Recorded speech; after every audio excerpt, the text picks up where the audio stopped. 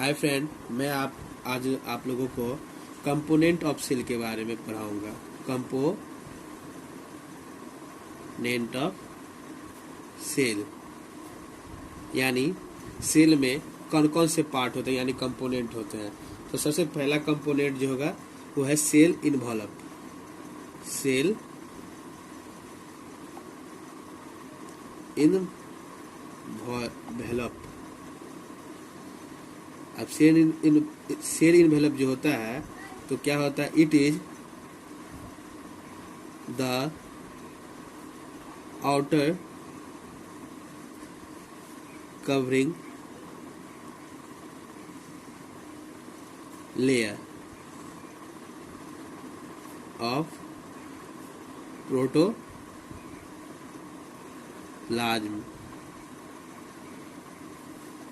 Of bacterial cell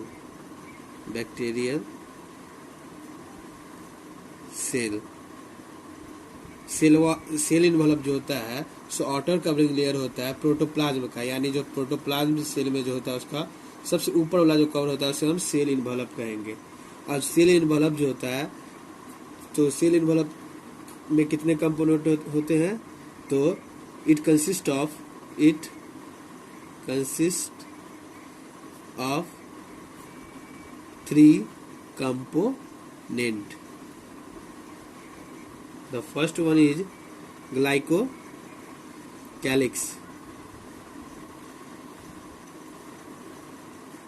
Second is cell wall, and third is cell membrane.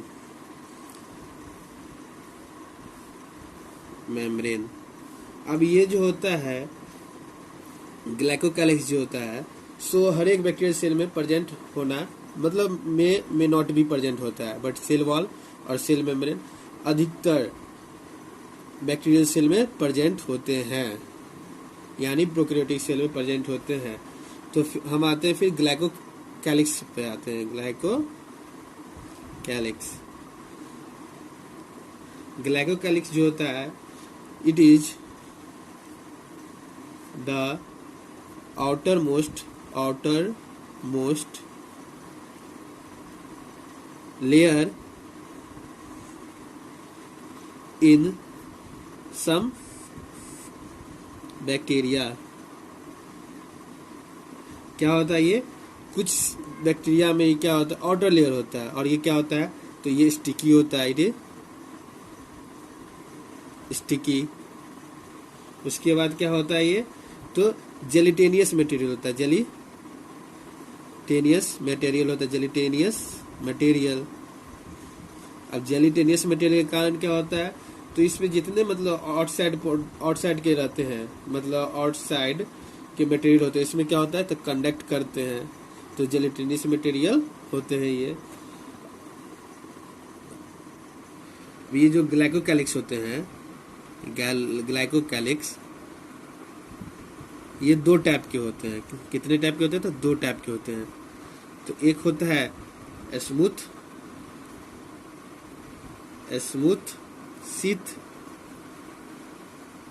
Seat, और एक क्या होता है तो टफ होता है, टफ। अब जो स्मूथ सीट होता है उससे हम क्या कहेंगे तो स्लिम लेयर, और टफ लेयर को क्या कहते हैं तो capsule layer.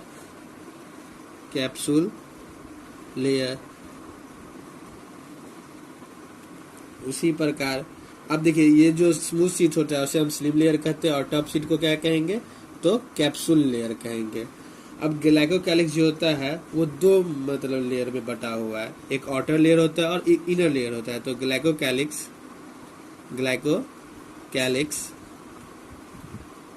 Made up 2 layer. अब फर्स्ट क्या होता है तो आउटर लेयर जो होगा, आउटर लेयर जो किससे बना होता है तो कार्बोहाइड्रेट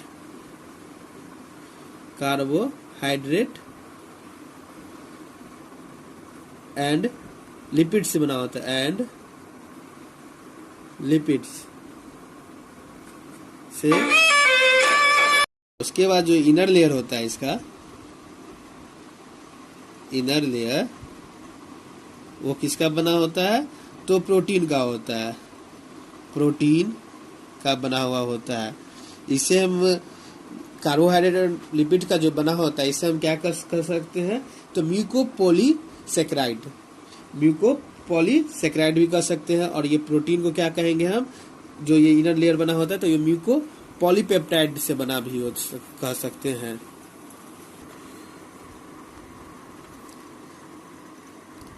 नेक्स्ट टॉपिक है सेल वॉल।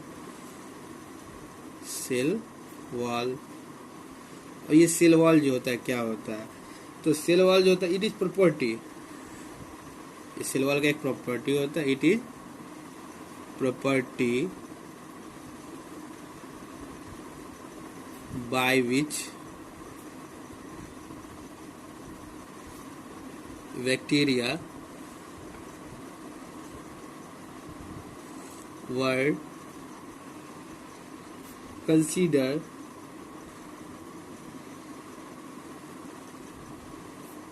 as plant। अब ये क्यों कंसीडर होता है प्लांट के रूप में? क्योंकि एनिमल सेल में सेल वॉल नहीं होता है, इसीलिए जिस सेल वॉल, जिस मतलब बैक्टीरिया में सेल वॉल होगा वो किस रूप में होगा? तो प्लांट के रूप में होगा। उसके बाद सेल वॉल जो होता है, cell wall is permeable, so it is called dead। अब सेल वॉल क्या होता है? परमिएबल होता है, यानी सब कुछ को अपने अंदर ले लेता है। परमिएबल जस्ट लाइक अ शीशा, लाइट का परमिएबल पढ़े थे आप लोग 10th में, उसी तरह सेल वॉल जो होता है वो परमिएबल होता है। अब देखिए cell wall is made up of peptido, made up of peptidoglycan. तो ये जो सेल वॉल किससे बना होता है? तो पेप्टिडोग्लाइकॉन से बना होता है। ये पेप्टिडोग्लाइकॉन किससे बना होता है? तो होता है वो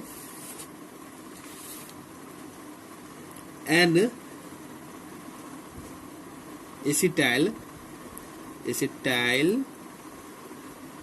ग्लूकोसैमिन,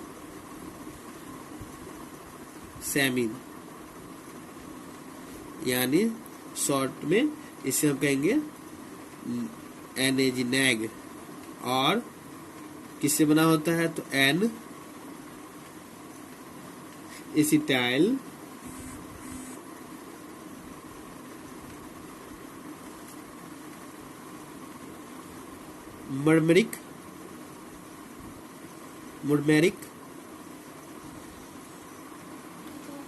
मर्मेरिक एसिड, यानी नेम।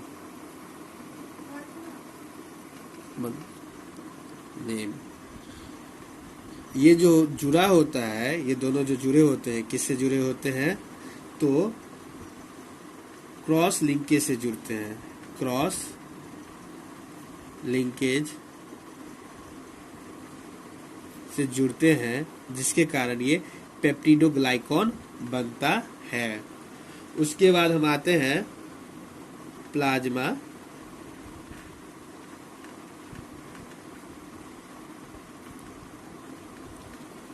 मेम्ब्रेन पे आते हैं। अब प्लाज्मा मेम्ब्रेन होता क्या है? तो ये जो है innermost layer of cell envelope होता है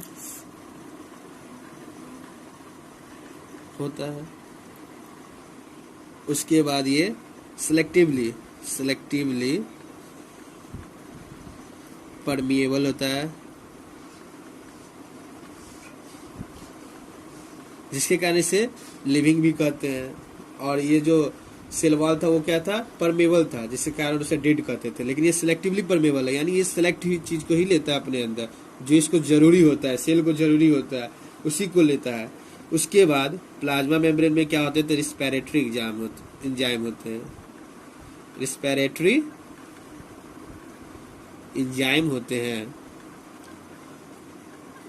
और ये रिस्पिरेटरी एंजाइम होते हैं।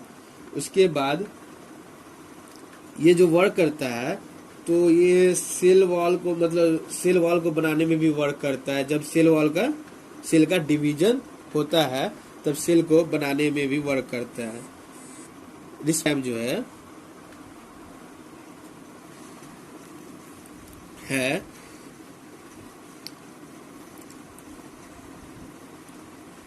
अगर हमें क्वेश्चन एग्जाम में पूछता है कि सेल में रिस्पिरेशन के लिए क्या होता है, तो हम बोलेंगे म्यूकोसोम, क्योंकि एनसीईआरटी में क्या दिया हुआ है कि म्यूकोसोम रिस्पिरेशन, एनसीईआरटी म्यूकोसोम जो है सो रिस्पिरेशन करता है सेल में। बट अगर जहाँ पे म्यूकोसोम ऑप्शन में नहीं रहे तो हम वहां पर क्या कहेंगे, तो प्लाज्मा मेम्ब्रेन जो है सो रिस्पिरेशन में हेल्प करता है। उसके बाद प्लाज्मा मेम्ब्रेन किससे बना होता है, तो प्लाज्मा मेम्ब्रेन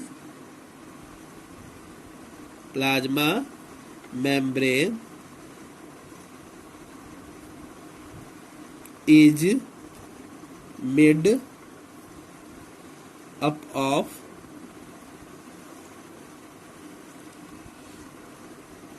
phospholipid।